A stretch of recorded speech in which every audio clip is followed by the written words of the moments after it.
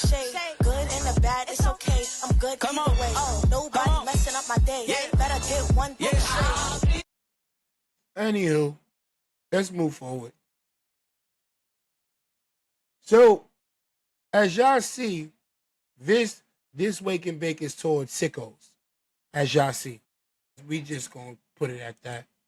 You know, it's a bunch of sickos in this world. Will Smith is one of them. You nasty motherfucker. And then Jada Pinkett, I told y'all, I said it here first. Please, somebody please clip this shit. I'm saying it first. ITzJusLP, the gifted fella. We need to do a behind the scene, closed door documentary on Jada Pinkett Smith. Peaches, peaches, peaches, peaches, peaches, peaches, peaches, peaches, peaches, peaches, peaches. I'm just saying, Miss Peaches, we need to go behind that door. It's something ain't right in the Smith house, and it's about time we open the door. I'm sorry. Y'all taking out Diddy. Y'all taking out Kels. Y'all taking out all these freaky ass people, but yet freaky ass Jada Pinkett Smith, every time somebody go up in there, they trip the fuck out. They come out different. You seen her son Jaden?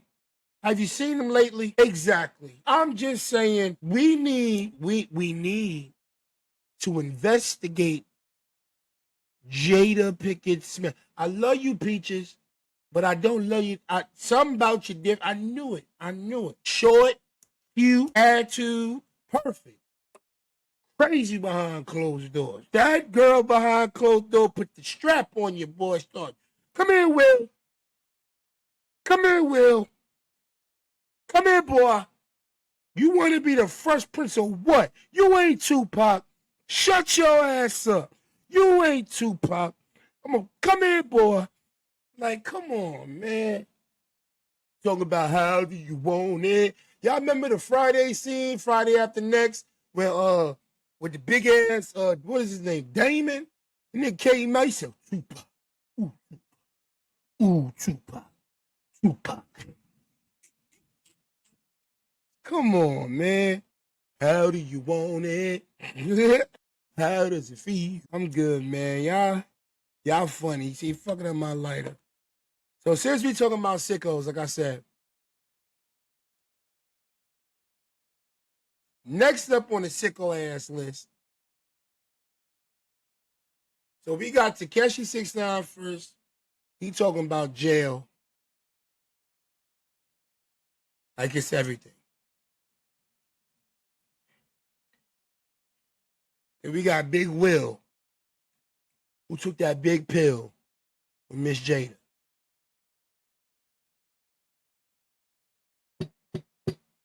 Now we got our military to serve and protect the people Trump sent in Venezuela. The ones that come back and they ain't right. Some ain't right in the middle. Shit, I'm dropping shit. Some ain't right.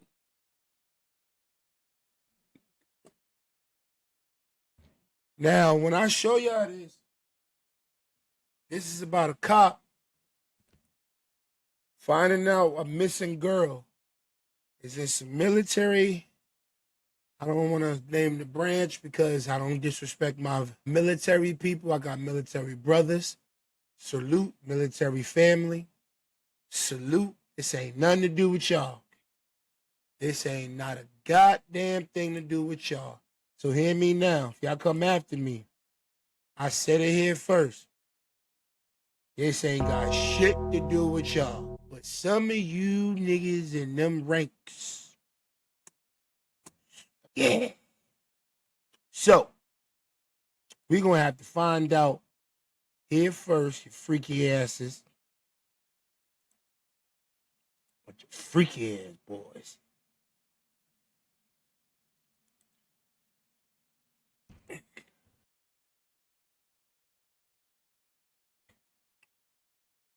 Cop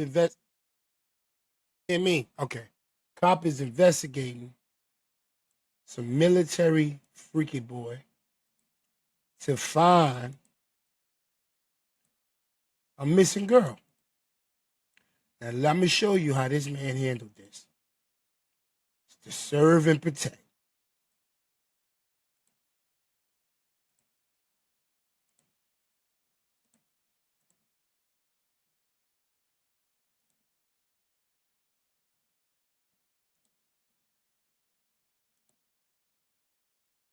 Bedroom wall. It might dim on. What's up, honey? I looked in there and saw the boy laying there on spot to drug him out where he is now.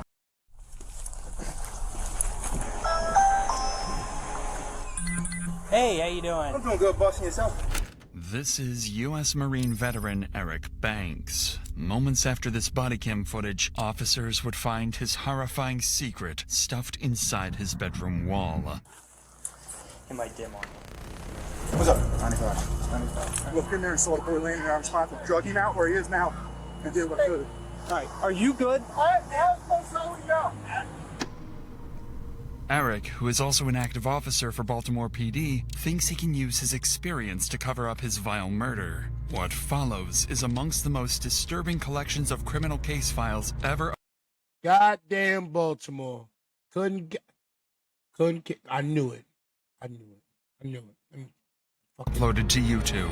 Stop, I'm buckling. What are you doing? My life away, though. I don't care. Stop, what are you doing? Who is this person? Dad. And then he also told me that Daddy made him and Tristan go in the bathroom and cover their eyes. Strangle? I don't know. On July 7th in Millersville, Maryland, 2 officers arrive at the home of Eric Banks Jr. after his wife reported that their 15-year-old son, Dayson, was potentially missing. The report was relatively standard for them, but the reality awaiting them is more horrifying than they could have imagined. Thank you for the follow. Appreciate you. Officers report hearing loud bangs from the upstairs of the home. However, nobody comes to answer the door. After multiple minutes of waiting, an out-of-breath Eric finally greets the officers. Hey, how you doing? I'm doing good, busting yourself. I'm doing good. At a Porter one. I'm out with him.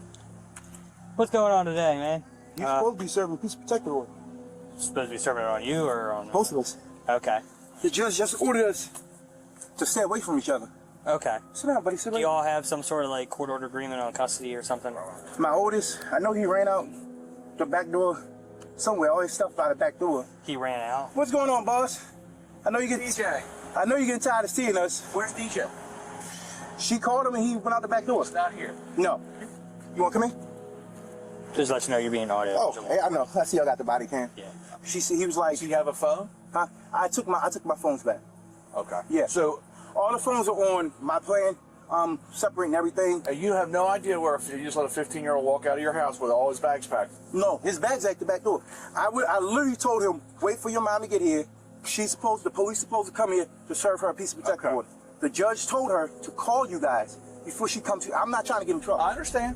Eric and his wife Latrice had both individually filed a protective order against each other, making it illegal to speak to one another without a police escort. However, since Eric is not the biological father of Dayson, Latrice had custodial rights to him, which is why he was packing his belongings as he and Latrice were preparing to leave the residence. Dayson's disappearance on the very day he and his mom were supposed to move out makes the situation even more unusual. So officers continue speaking with Eric, hoping to understand the family dynamic and gather any clues that might point to where Dayson is. But what Eric says next only raises their suspicions even further. So, she's supposed to call you to come meet y'all? You have no idea where DJ is. Honestly, bro, no. I like. With no phone or anything. You can check the ADT. It shows when he ran out the door. I believe you, but I mean, I'm not gonna fight. I'm not gonna do that. Listen, man, it's a 15-year-old boy.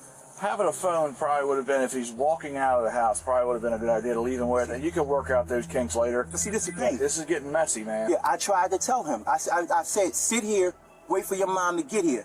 I went upstairs. Before I can come downstairs, he's already going out the back door. So I guess she coordinated, because she's somewhere in the area, I'm presuming. Yeah. So she pretty much coordinated with him to come out there. Okay. All right, hang tight. All right. All right. Sitting beside Eric are his two sons, 5-year-old Evan Banks and 3-year-old Tristan Banks. Officers didn't know it at the time, but these two would play a pivotal role in uncovering the horrifying scene that just happened inside their home. But for now, Officer Sutton goes back to his patrol vehicle to run a registration. He identifies the suspect as 34-year-old Eric Banks Jr., an officer for the Baltimore Police Department. He's been an active officer since 2018 and also carries 10 years of service in the United States Marine Corps. After speaking with neighbors of Eric, who provided minimal additional information, they on some real, I'll come up in there 6 feet under type shit. I ain't gonna hold you. They woke up in your house. You gonna hear that bell. Alright, so I ain't gonna really keep you waiting, but like, listen to me now. That ain't it. Trust me. officers would confront Eric once again, this time sternly, to figure out what was going on. It's here that Eric would explain his alibi, one he had come up with just minutes ago. Me and him sitting at the table. He cried to me yesterday. He said he don't want this separation. Like, he know we'll be separated before. He said he's tired of it. He's tired of feeling like he has to choose sides. He's 15. He's a teenager. He knows where he don't want to be. He's like, I don't want to be in separate homes. That. And we said that to him. I said, DJ, it's nothing really we could do. I'm not going to change the way I love you, care for you. We had a whole deep heart-to-heart conversation. Today, we went to court. The judge awarded him, and I called him. I said, DJ, I guess your mom told the judge you wanted to go with her, and you're going to Arizona. He's like, what? I was like, well, start packing your bags, because you're going with Arizona with your mom. Unfortunately, I guess you're not coming back here. And that was just that. She called him. They had a conversation. I said, what did your mom say? She on the way to come pick you up. He said, yeah, but she's supposed to come here. I said, well, we're going to wait, because before she come here and there's some type of altercation, there needs to be police here. They can escort her, grab her, whatever she needs to grab, and go about this piece. Next thing you know, I went upstairs. I come out. All right, just put the bags inside for now, and okay. We'll try to figure it out. All right, brother. Yeah. Officers would spend another 15 minutes canvassing the area in hopes of finding Dayson, but would again come up clueless. So they decide to try calling Dayson's mother, Latrice, but are unable to get a hold of her either. So in a desperate attempt to find a relevant lead, they decide to ask Eric if he'd voluntarily consent to a search inside the home, hoping Dayson may be hiding inside.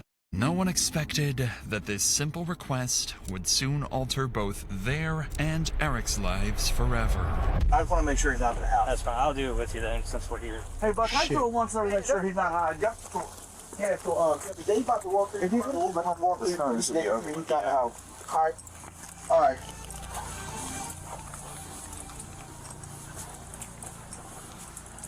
That's your room. The one with the bunk bed right here? Yeah. This is the kids' room. DJ! This is my room right here.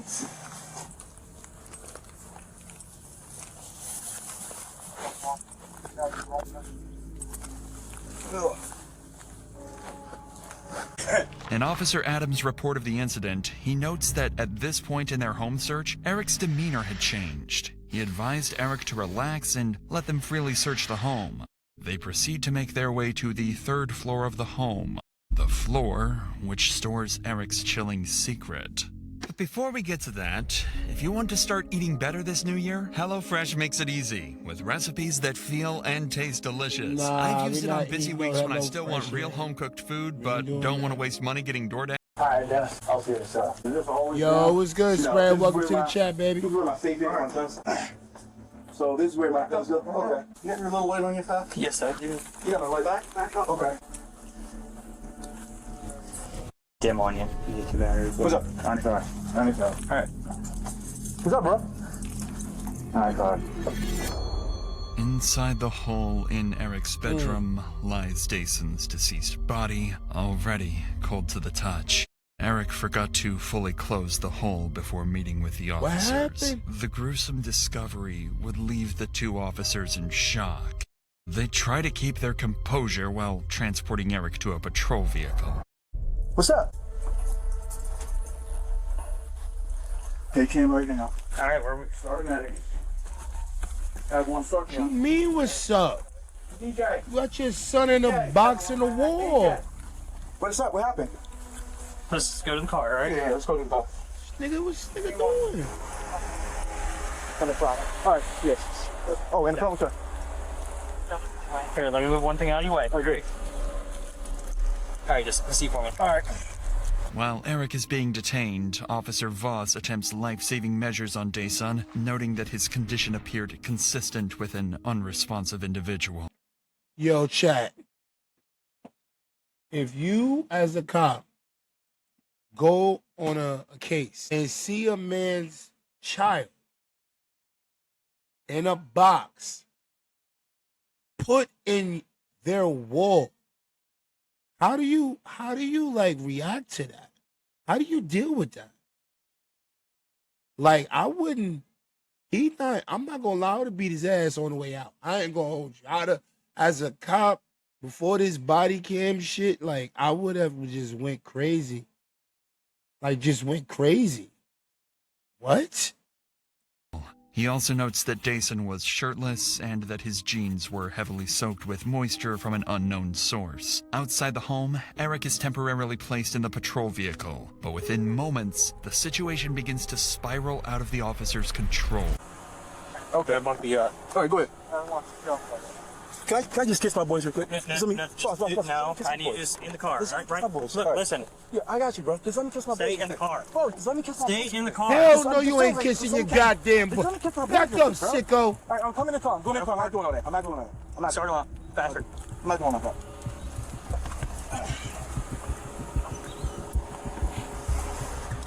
After you just... Here, listen, just... All right, stand up, Here. turn around. Don't do anything. I'm not. Stay in the car. Stay in the car. Stay up against the car. All All right, now get back in. Hey! Bro, I'm not doing it. Stop running! What are you doing? I just want to kiss my boys, bro. Come on. Just let me kiss my boys. Get back in the car! All right, come on, come on. Come on. Now remember, chat. Remember this very clearly. Remember we started out this video and he said he's a Marine. You Baltimore police, different training. Wait up. This nigga set it off. So all I gotta say, Bowser and Baghdad. I'm just saying, that nigga Marine, chat. Don't let that shit fool you. Don't let that shit fool you.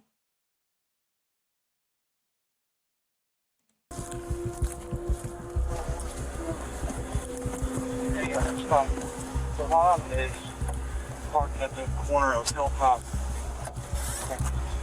Without additional units on scene, Officer Sutton struggles to keep Eric restrained. Sutton attempts to secure Eric's handcuffs using a double lock, a mechanism that prevents cuffs from tightening or being manipulated. However, Eric uses his police experience to exploit this, and while his previous attempts at evasion have failed, he'd make one more, final, far more violent attempt to get away. What? Just threw my life away, bro. Will you stop? Okay. Marine. Stop, I'm buckling. I What do just you threw do? my life away, though. I don't care. Hey, listen. Stop. Just choke. Stop. What do you do? Just choke me. Just choke me. Choke. Get back in the car. Just choke me. Just choke me. Just choke me. Adam 4, look to Adam 1. Can you come back out here, please? Hey, get out of my gun. Look, just choke me. Just choke me.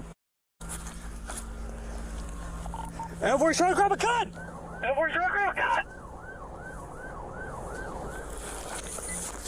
Stop. Get in the car, motherfucker. Get in the car. Now, in here. Turn him out. Turn him out. Turn him out. Turn him out. On the ground, mother. Correct. 4448. 3.0 now. Had it been me. Help! He got a gun! Run, nigga! Had it been me. Reload the clip, nigga. This nigga crazy, man. Marine. He got his kid in the box in the wall of the house. Did you hear what I said? FBI, open up. I'm not playing. I'm not me. I ain't taking no second chances. Second chances get you fucked up. Second chance to get you me straight up. Nigga, well, that's what I thought I missed. I thought I missed. Shit. Think I'm playing. You think I'm bullshitting. You crazy. This nigga got out the cuffs like 8 times. Nigga, let it up. Hey. Stop. I can't stop. Yes, you can. It's on my wrist. And my hands going up. You're gonna stop? Yeah. My hands going up. All right, turn them on. Stop. Them two kids, they'd have lost a father that day. Stay where you're at. Damn mind. Stay here. I am staying here, but I told you to go. All right, move your legs. All right, take a deep breath. All right, listen. You're wiggling around left to make it worse. I know. All right? But I want you. We're done. Speed up. We're done here. I want you to be not done. I want you to please. We're going to take you to the hospital. All right. All right? Well, let's just not wrestle anymore. It's just hot as shit today. I know. You sweating? I'm sweating. Eric attempts to unholster Officer Sutton's service weapon, eventually managing to loosen it and nearly knocking it to the ground. Fortunately, Eric's handcuffs prevented him from causing any further harm. As the chaotic scene finally settles, officers briefly discuss the frantic events that just unfolded. I go up to Subway to meet her, go in to make sure he didn't go to Subway and miss communication. Come back here, I said, let me just check the house. They started getting real weird. I'm like, well, if you just stay back, he's a guard enough city fine. Started to get real weird. I'm like, no, I can check the house. You stay back. You stay back. You stay back. You stay back. I go up and wait off. He wouldn't be up here. There's an attic thing undone with a screw in it. He looked in there and saw the boy laying there. I was trying to drug him out where he is now and did what I could. I immediately, as soon as I saw the boy's leg, with 95 hands, to get him out here. That nigga After sweating. minutes, started CPR. Drug him out. He started CPR. He like, Okay. Are you good? Had to cough it back up. Hey. Help. You're good. You're not hurt. Big nigga. 8. Gorilla versus 100 people. It's not just that first. Marine. You got a gun. I'm going to take the whole block left. See that? Hey, Steve, take him. Come on. Just walk with him. Do a CPR. Sorry. We got one Where's the 10-7? 1448 Inside? Yeah, like apparently, well, we went upstairs to check the house. Already, And, gun sleep area. What's up? There's like a gun sleep area, and my partner looked in there, 95, and I don't know what's going on. And then when we took it to my car, he unbuckled. I gave him an opportunity because I needed to double lock his stuff, and then he unbuckled himself when I ran. EMS attempted to perform CPR on Dyson, but it was too late. Dyson was declared deceased shortly after by EMS. What officers uncovered with Dyson was only the beginning. As the investigation deepens, Eric's children would reveal further secrets, painting an even darker picture of the reality behind closed doors. For now, the decision is made to take Eric, his children, and his ex-wife Latrice to the police station. Police reports state that while Eric is being transported, he struck his head multiple times against the cage window bar, causing a welt to his head and damage to the patrol vehicle. Despite this, everyone would eventually make it to the station, each separated into their own individual rooms, awaiting intense interrogation. Eric would be left alone to hopefully calm down and collect his thoughts. Meanwhile, detectives speak with both Latrice and her child Evan, hoping to collect more information that can be used when speaking with their main suspect. They start with Latrice, asking her what kind of person Dyson was. At this point, detectives are considering the possibility that he and Eric may have gotten into a fight that somehow escalated into tragedy. But what Latrice describes denies that theory completely, and makes Dyson's case even more heartbreaking. Can you sit a little bit closer over here? There's a lot of specific questions that I wanted to talk to you about. Can you describe DJ? Was he an argumentative person? Was he a quiet person? Oh, Dyson was more of a quiet person until he got to know you, but he was always mannered. He talked to a lot of adults, but he never was disrespectful or any of that.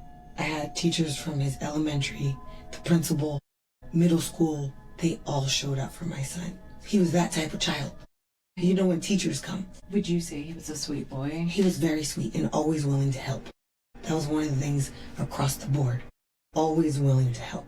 In the loft, in the crawl space in the loft, what was normally kept in there? Nothing. Safes? Nothing. Was that ever left open? No. It was always screwed? It was always closed. Okay. Because I don't like it. Like, it freaked me out. There is a light switch in there. Man. Okay. So I was like, where's that light coming from? And I turned the light switch off. But I don't know, maybe it was him. So let's talk about that. You called me and you said that you saw him, you viewed him at the funeral. Are you okay? Yeah. I swear. And it was before he was involved. Because I wanted to see him. That's just not and right. You saw new bruises. Yes. Where did you see new bruises? On his nose.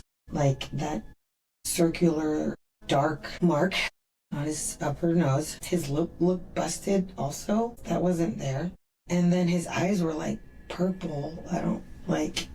They were puffy and purple. Yeah.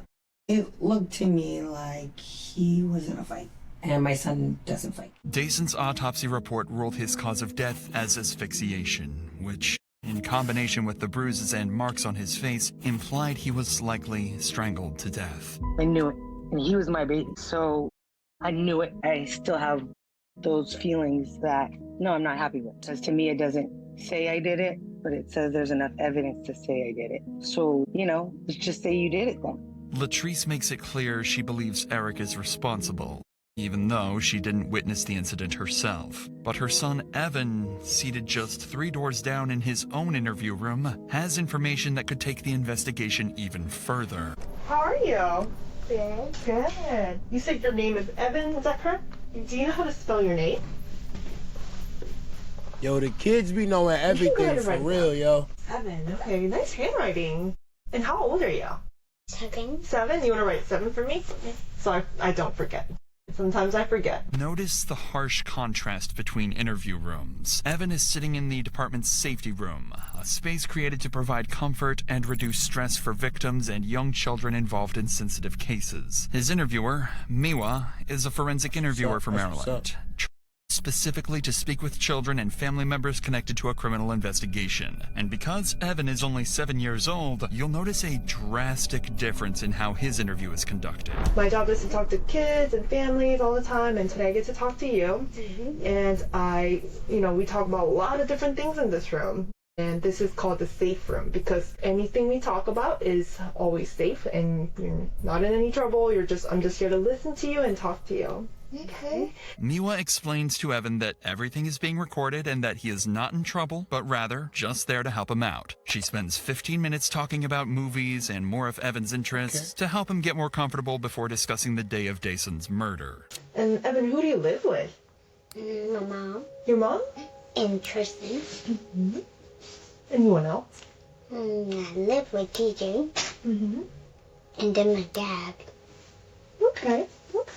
And do you know what you're here to talk about today? They definitely do. No? So tell me a little bit about your family. Tristan, he likes to fight and play and steal toys from others. I like the color, and then I also like Kids Bob and Tristan. And you said you also live with the DJ, is that right? Uh-huh. And my mom and Tristan. So DJ, how old is DJ? 15. 15? Tell me about DJ.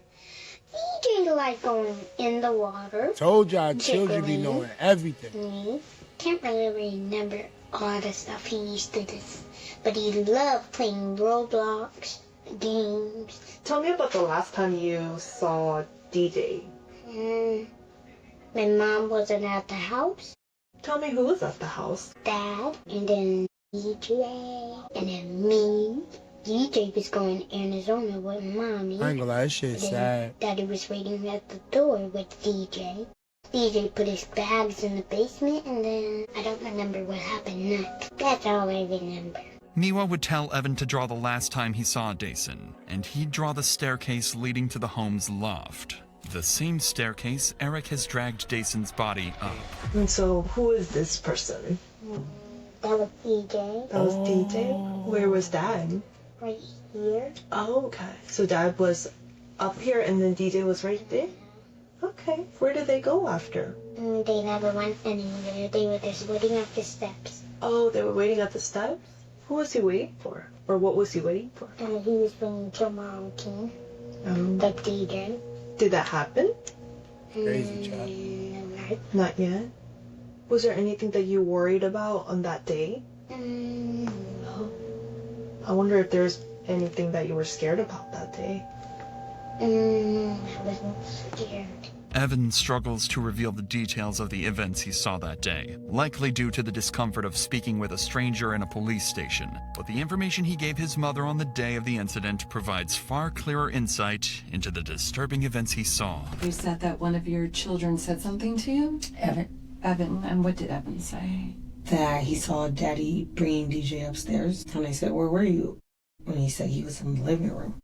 I just didn't want to pry too much, but then I said, oh, was DJ sleeping? He said, no, he wasn't snoring. And then I said, was he moving? And he was just like, no. And then he also told me that Daddy made him and Tristan go in the bathroom and cover their eyes. But this was before. This was when the police first knocked at the door. I didn't say anything about the knock because he told him to go in the bathroom first. So I'm a little confused of like the order. So I don't know if that's maybe when he was going to let the police in. But Evan did say he saw that.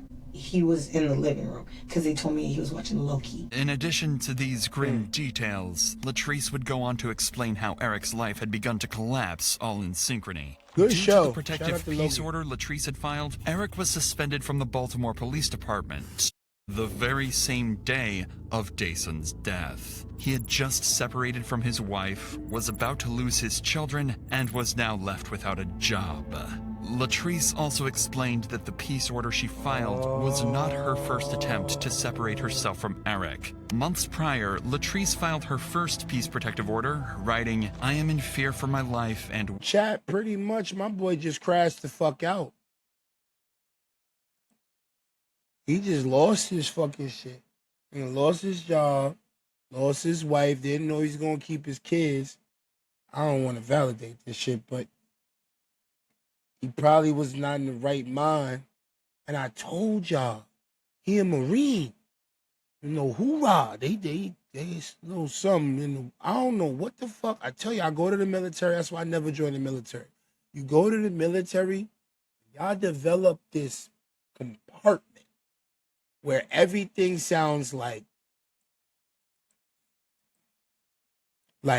everything just go crazy. Like it just be on some.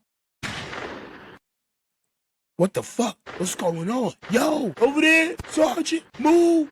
So that's your head. That's your life. That's your whole motto. So like when y'all come back home, y'all crazy. Y'all crazy as shit. Like it's like y'all done been in a, I don't know what they teach y'all over there.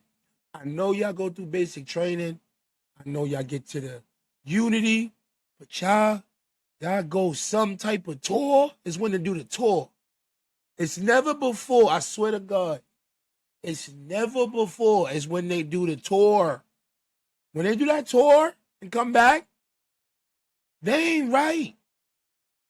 They ain't right at all. What the fuck is y'all teaching these? Because y'all come back home. This was unnecessary. This was, I feel like, if he was not a Marine, this kid would be alive still. Real talk.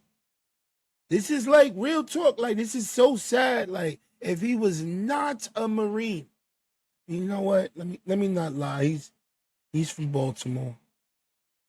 He's from Baltimore. When you live in Baltimore, all you know is, you know. I'm just saying. That's all you. That's. I lived in Baltimore. I can validate. I don't give a damn how you feel. You can't say like, oh, this nigga don't know. No, I lived in Baltimore. All I heard was, get down. What? The street light. And then you hear the sirens. And they're like, hey, you know what the fuck you talking about? And they're like, what you talking about? It was always like that. So it is what it is. Let's just get back to it.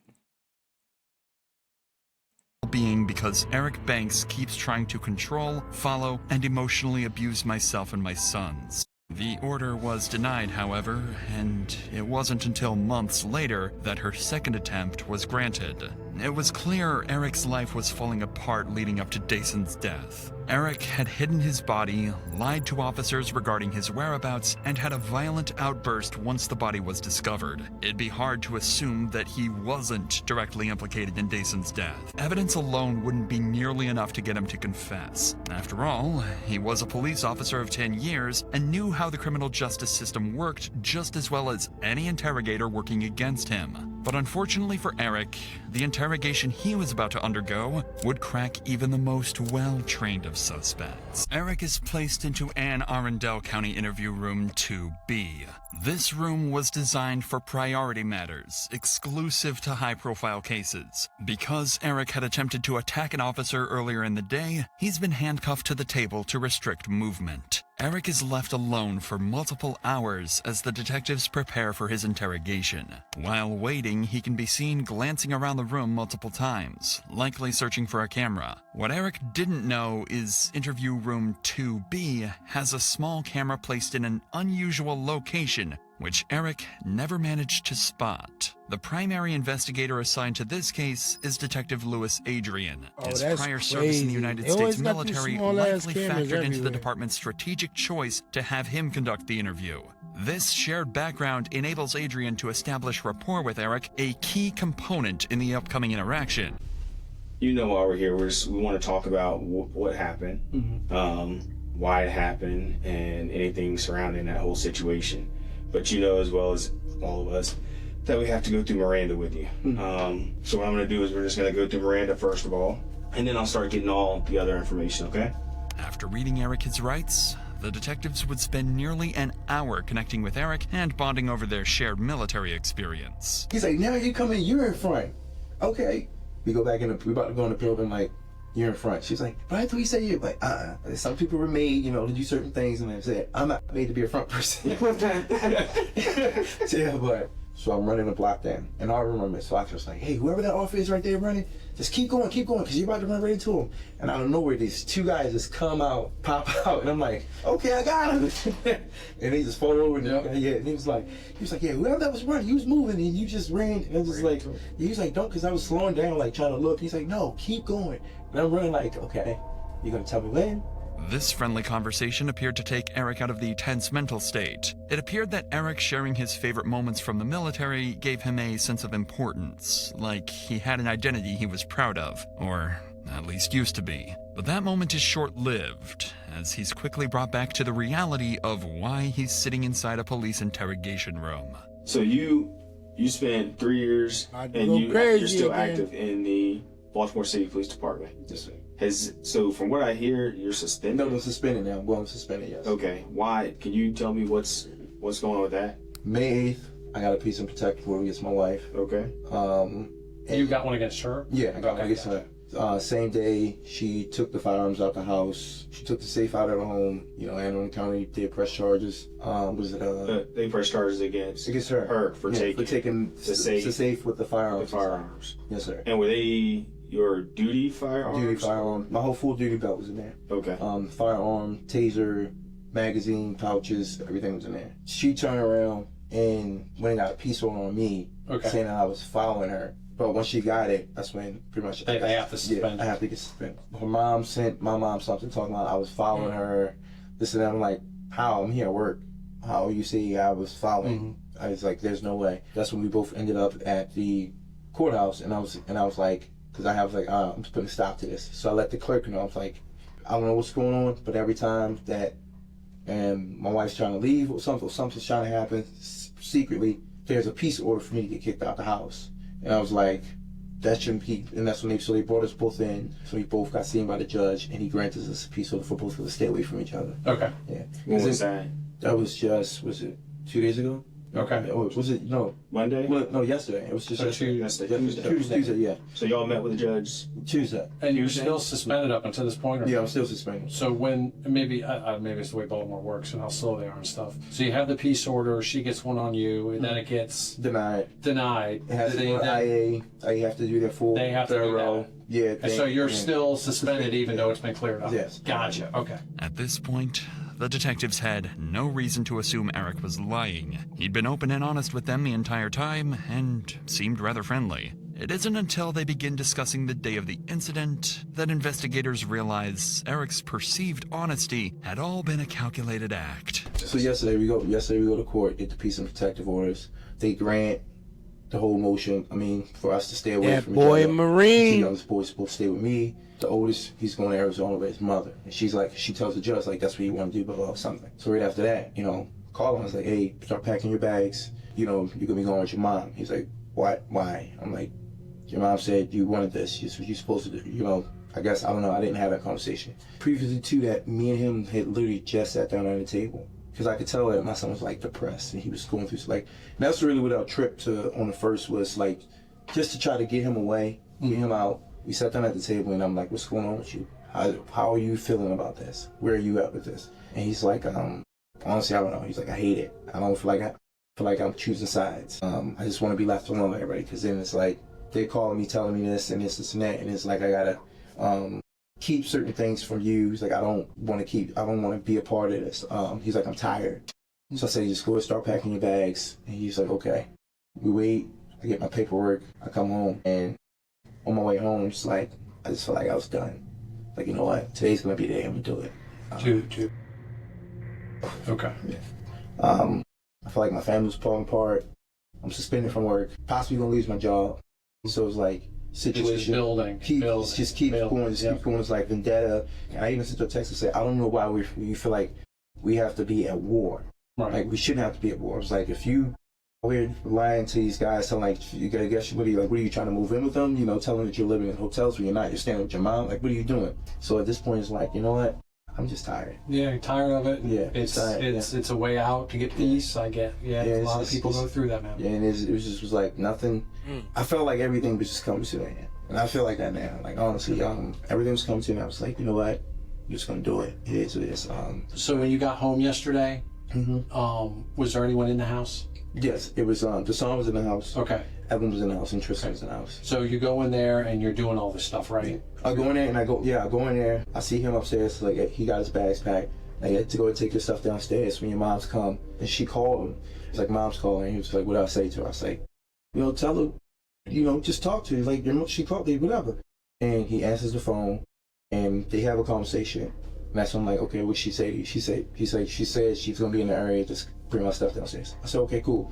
I said, so the police should be coming, and when they come, everything goes smoothly. This is the moment where Eric's act begins. Notice how he begins looking blankly into the ceiling as he recounts critical moments. For the last hour, Eric hardly looked up to the ceiling once. I go downstairs, and I'm in the kitchen. I just made a big bowl of, Gatorade. My big bowl with a big picture of Gatorade. It's blue. It's probably I believe it's still on the counter. But like I said, you say you never went to the hospital. The bag of crushed up pills that I had was right there. The son came downstairs. He asked me something. He was like, what did he say? He came downstairs. He asked me something, and I can't remember his exact words. He was like, asked me, was it about? I think it was a leave or something like that. I said to son, just wait. We're not gonna, because he was like, I don't want to go. He was just telling me that he didn't want to go and shit like that. I said, look, just wait. We're not gonna talk about shit, because I'm gonna take your brothers to your mom's house, and I was coming back. I said, if your mom gets here with the police before I get back, unfortunately, you gotta go with her. That's just the way it is. He's upstairs. I'm with Tristan. I told Tristan, I said, Tristan, go get your shoes. Tristan said, okay. So Tristan goes upstairs, he gets his shoes. And he comes, he's like, Daddy, what's wrong with DJ? I'm like, huh? So I go upstairs, and DJ's in the bathroom, and he's in the tub. And that's when I seen him. I was like, what the fuck? That's why I pulled him out the tub. And as I'm pulling him out the tub, I laid him flat on his back on the floor. And then, at that time, I'm not sure, I think it was Evan or Tristan. He was like, Daddy, somebody at the door. And I'm just looking at my feet, I'm like, what the fuck is this? I'm like, what the fuck? Eric makes his story clear. He had planned to end his life, but coincidentally, Dyson had the same plan and did it first. It's an extremely complex alibi and only becomes more unlikely after Eric explains why Dyson's body ended up hidden inside his bedroom. So I go downstairs, I go to the front door, the officer said. Okay. And I panicked. I was like, I don't know what the fuck to say. So he asked me, he was like, hey, what's going on? I started talking to him, telling him what's going on. What did he say? He said, so what's the situation? And I told him about the situation. And I was like, you know, my wife, she's supposed to wait on y'all to come. You know, y'all supposed to be serving her with a piece of protective order and whatnot. He's like, yeah, she's supposed to be picking up our son. And he was like, is she here? And at the time, he was upstairs on the floor, in the bathroom. When he said, was she here? My mind, I was like, no. Okay. Yeah. You panicked. Yeah. Because it already looked bad. I already moved them. I'm telling I was you. You got them out back. Yeah. Was it? And I'd have opened the door if I was the cop. When I got out of the bathtub, I asked the officer, and it's the most body one cameras on, you can see. How was that cop? Can I go in the house, you know, use the bathroom real quick? I remember asking that, and he was like, no, just wait. Okay. Then the other officer showed up. And then when he showed up, he's asking, he's like, so, is the son here? Still the same thing, saying no. I should have said yes. You know, yeah, I knew my perfect world. I knew my state of mind. My state of mind was to kill Eric. Okay. Now let me ask you this: is that why? Because I did watch some of the footage when they went to loosen your handcuffs. You kind of got a little silly on them. Do you remember that? Yeah. What was your? I mean, you went for the officers gun. What was up with that? I mean, well, before we get to that, when I first went back in the house, when the officer told me, the tall officer, he told me, he said, go get the sergeant's phone. I ran upstairs. His phone was in the bathroom on the counter. Okay. So I run upstairs, and I get the phone. Because wait, back up. Before I did that, I asked him, I said, can I go upstairs? Can I go in and use the bathroom? So I initially wanted to shut the door. He said, no, just wait. And then the other officer, he was like, well, go I need you to go grab the sergeant's phone. I ran up, grab it, and I shut the bathroom door. I'm still nervous. Which bathroom was it? Was it the one in the master or the small? No, the small one. The small one in the hallway. And I'm still shaking whatever. And then when I come back downstairs, I go, I go out the door, I give him the phone, I'm still shaking in my hand, like, and everything's in my head saying, like, all right, just say what you saw. But then, in my other part of me, I'm like, my son just did this. Right. Objectively, Eric's story hits all the points. He has an excuse for almost every suspicious detail, even finding a way to explain why blood was found all over his house. The issue is that these details are simply too coincidental to ever sound believable. And even Eric knows this. I don't know why, I just was like, I gotta move him. I picked him up, did the fireman carry, took him out of the bathroom, into the master bedroom, up the stairs, and I was like, because I know they're gonna want to come back in the house and search it. I was like, I'm gonna be cool, I'm fine with that. I was gonna let them search it. And I tucked him in, the area, and I left the thing open. So when you say the area, you're talking like a little crawl space. Okay, yeah. All right. But getting back to when they came in, they searched the house, they went upstairs, and he seen the thing open. That's when the officer, when he asked, I panicked, and I was like, yeah, this is where I keep my safe, blah, blah, blah, whatever. But the son was in there. The son was in there, okay. And they put the handcuffs on me. I went back downstairs. And when they put me downstairs, I was like, life is over because it looks different. It's no matter what I say from this point, it looks like I'm a liar. It looks like I lied because I already lied twice. You asked me what the son in the house, I said no. You asked me did I know where he went, I said no, I think he ran out the back door or something. And so it always looked bad because I'm already done told you a lie. Even though in my head it's like, you probably should have said the truth. You probably honestly should have left him where he was at.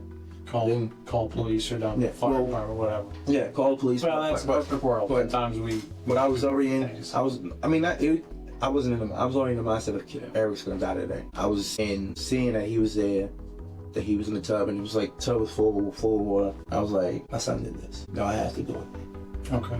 The detectives decide to take a break and discuss what their next plans would be. At this point, they both know Eric is lying to their faces, so the goal for the rest of the interrogation will be to get Eric to admit to his lies and ultimately confess to the murder. Clearly. To do this, they decide on Detective Adrian conducting the rest of the interrogation alone. Since one-on-one confrontation is generally considered to be more effective, Adrian would return with a clearly different demeanor from earlier. He's stern and wastes no time in asserting that his nice cop act is over. Are you good? Do you need anything before we get started again? No, I'm good. Are you sure? All right. So Detective DePietro had to step aside just for a second. But what I wanted to do, like I told you, I wanted to come back and go back over some things with you. Okay. I actually want to go back and in detail just go through some of these steps. Eric would recount his story exactly the same as before, claiming he simply found Dyson dead and had nothing to do with it. And it seemed as though Detective Adrian had nothing concrete to combat Eric's lies. That was until he brought out Dyson's autopsy report. I'm gonna tell you this. I know that you spent 10 years in the military, and you were in the Marines, weren't you? Yes. What's their whole thing in the Marines? Like, what do they always teach? Honor, integrity. Honor, correct, commitment. Yeah. And to be honest with you, I don't see that from you right now based on what you're telling me. Okay. I think you telling me something different. Okay. But I know you're a Marine. I know a lot of people that's Marines, man. And that's one thing that they would, like, integrity, honor. No, you don't mess with that if you're a Marine. Yes. I know you want to tell me the truth. And you sitting here, like, giving me a story. You about to get at You him give now. me what I want to hear. You about to get at Just his to sound ass, good, but it's really. not it. That's not it. Trust me, I'm not trying to sound good to you. And I'm gonna tell you the other thing. And I'm gonna be straight up with you. Yeah. You keep talking about the autopsy. The autopsy said he was strangled. Hell no. The autopsy said he was strangled. No. Hell to the no, no, no. Hell to the no, DJ was no strangle. Hell to the no. What I told y'all, chat. I'm gonna just let it sink in and let you decide what you gonna explain that to. No, DJ wasn't strangled. Well, then what happened? Tell me what happened. There's no, DJ was not strangled. DJ, like I told you, DJ went downstairs, he came back upstairs, and DJ was in that tub. Like I said, when I came in that room, he was in the tub. When I grabbed him out, I grabbed him like this, and I Real cop. put him in the fireman's carry. When they left, FBI, I could open drag up. him up to my room. If that's the case, I would have left him in there, and I would have said, or had them come in there to be like, but DJ wasn't no strangle. There was no way, DJ wasn't no strangle. That's your boy. You had pride in him. Yeah, but you had pride in him. You were trying to help him out with his grades. You were getting him in STEM classes, and then this happened. But you saying DJ was strangled? Nah. Well, then tell me what happened. This didn't happen. I'm gonna tell you that right now. This didn't happen. You saying he wasn't in the club? So no, I'm not saying that. I'm not saying that. I believe that part, but I believe something else happened. Note Eric's lack of emotion when hearing this information. No tears are shed, but rather an array of defensive rage. This, alongside the other countless red flags Eric is portraying, is a telltale sign for detectives that a suspect is lying. You need to tell me the whole story. Like I said, when I came in there, DJ was literally in that tub. There was no way I'm gonna sit there and strangle DJ. Not harm Tristan. Why would I don't even have no ammo to go and strangle this boy. I have nothing against him to want to strangle him. Nothing. Okay. No anger in my heart, no nothing. Because then, like I said, if I was going to do that, why would I leave my other two boys? If I was going to do that, I would have took all of us out. DJ was not no strangle. So then what happened? Tell me the story. We start from scratch. Tell me the story. DJ was not no strangle. Well, then tell me what happened. You're not telling me the truth. Tell me what happened. Bro, I'm right here standing right now. I'm giving you a chance right now. You asked me to tell you that I strangled myself. No, I didn't. Eric understands the legal system well enough to avoid offering a direct confession when confronted. From investigators' perspective, he knows that admitting involvement is the worst thing he can possibly do. Well, besides not asking for an attorney. Remember, he's a Marine. Regardless, it's going to take more than just a heated confrontation to make Eric crack. So Detective Adrian resorts to a completely different approach. Empathy. I'm gonna tell you right now, the way this is gonna be something you're gonna have to live with for the rest of your life. Yes, sir. This is something you are gonna have to think about every night before you close your eyes. And when you close your eyes, you're gonna think about what you did to him. That's what you're gonna think about. You're gonna think about what you did to him. And it's gonna haunt you for the rest of your life. Or what you can do is you can talk to me. You can tell me what really happened, and at least that load will be off your chest. See, I'm telling you right now, there's no, like, you're telling me to say I strangled my son. I did not strangle my son. That's what you're asking me. I understand you're trying to lie with me and, show the compassion, trying to, like, but there's no me and strangling DJ. Welcome to Okay, the chat, so Jay. let's take strangle out. There's no me strangling DJ. We taking strangle out of the equation now. Sorry. Okay. What happened? I told you what happened. We taking strangle out. Yes. What happened? He was upstairs in that tub. DJ was literally in that tub. You didn't put him there. I did not put him there, no. DJ was physically in that tub already. When I came to that bathroom, DJ was in there. Did you assist him at all? No. With anything? No, I didn't assist him at all, but nothing. Nothing. I did not assist him getting in that bathroom. Did not assist him going in that bathroom. He was upstairs already. Like I said, when he went downstairs, he was downstairs for a good period of time. He was upstairs, and what's his name? I was down. Tristan was down. Tristan was trying to go what's his name with his shoe. I told him, and that's when Tristan said out of his mouth, "Daddy, what's wrong with DJ?" Tristan literally said that out of his mouth, and I went up there to check on him. I don't recall seeing him. Don't recall him removing no belt. I don't recall removing anything that could have been around his neck. I don't recall moving this shit. So here's the thing, and I hate to frustrate you, and I hate to, but I also have a job to do, and I also have to get down to the bottom of this. And when I walk through the door, and when I hear everything that happened, things don't add up. Things don't make sense. Okay. They don't make sense at all. If you would have done things That's different, cool, bro. I if know you you would had have to been work. like, yes, Appreciate my son, you, I just found my son in the tub, I helped him out, and told the officer, you know this. If you would have done it that way, it would have been different. But the fact that you didn't, now you're sitting here trying to explain yourself. Well, I'm sitting here because the whole situation, I'm sitting here because I lied and said he wasn't in the house. I'm sitting here because I didn't tell the officer, like you say, straightforward what was going on. That's two lies right there. How, like you said earlier, how are we supposed to believe you now? Yeah, like I said. So you telling me how am I supposed to strangle him? How did I not assist him in getting in the tub and, I don't know, possibly drowning him? I don't know. No. I don't know. But but here's the thing. All I know is that you keep lying. No, bro. You lied initially twice. How do I know you're not lying right now? Because I told you straightforward. I'll say, I'm not telling you straightforward, but that's why I know twice. Bro, because that's what I said in the beginning. I said straightforward. There's nothing I can say. I said, I already know you already done your homework. Lay it all out on the table. I said, because there's nothing I can say. Chad, he walked in his house and the son was in a box. Tell the truth, nigga. Stop playing with me, man. Just because I already lied twice. I said he wasn't in home. I identified that. I messed that up. Because then I see my son is dead. Okay. All right. Do you, I'm gonna leave you alone for a little bit to think about things, but do you want anything else to drink or anything to eat? Facts, bro. I'm good with the water and the chips. Okay.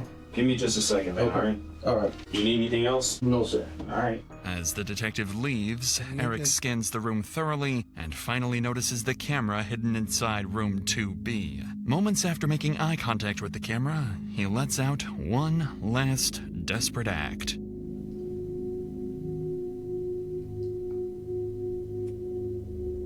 Strangle? I don't know. Unfortunately, it'd be too late to act his way out of the murder. Eric's testimony was flimsy at best, and Detective Adrian decided he'd gotten enough to wrap the nearly 5-hour interview up. Shortly thereafter, Eric was booked into the Anne Arundel County Detention Center under charges of first-degree murder, second-degree murder, and child abuse resulting in death. At trial, Eric would quickly accept a plea deal to second-degree murder as well as attempting to disarm a police officer. And on October 4th, 2022, he was sentenced to 42 years in prison. If Eric serves his full sentence, he'll be released in 2006. Chat. Damn, chat. Damn, nigga got 42 of them things. Them ducats. Ooh. See, my nigga? I told y'all.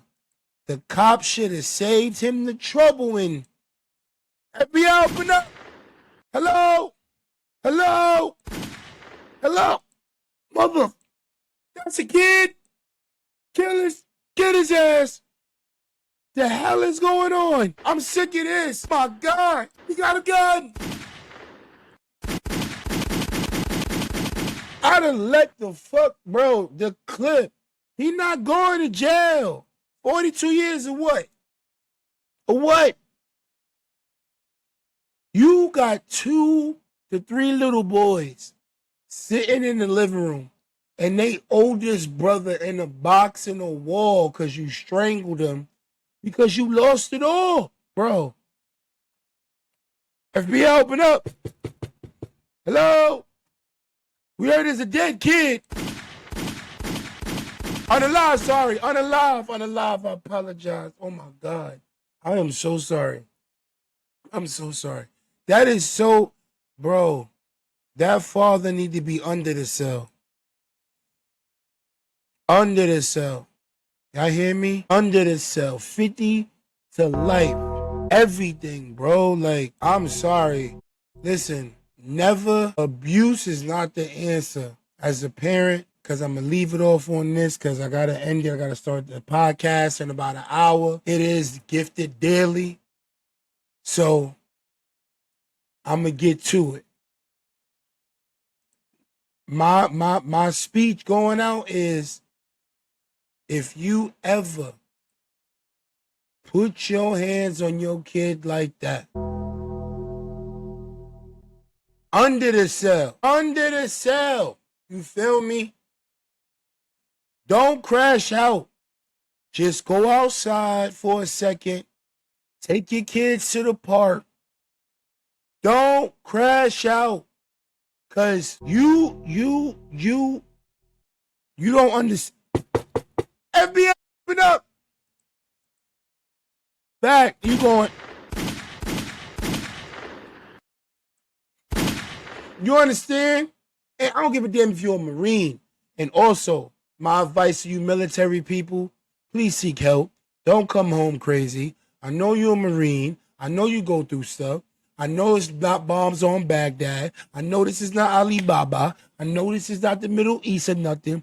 Venezuela, Mexico, Trinidad, y'all not the cartel. This is America. This is America. Okay, like calm down. Calm down. Not everything needs to be shot, choked, and beat the hell out of. Calm down, please. All right. And so look, I want to thank everybody for coming through on the Wake and Bake. I appreciate y'all. It's a good review. We started out with Tekashi 6ix9ine getting locked up. You know, Will Smith did listen, what I say, the documentary of Jada Pinkett coming soon. She doing some things that we need to fucking check out. I'm not playing. I told y'all to clip that earlier. I said it here first. Jada Pinkett behind the scenes, Netflix special documentary. Till next time, y'all.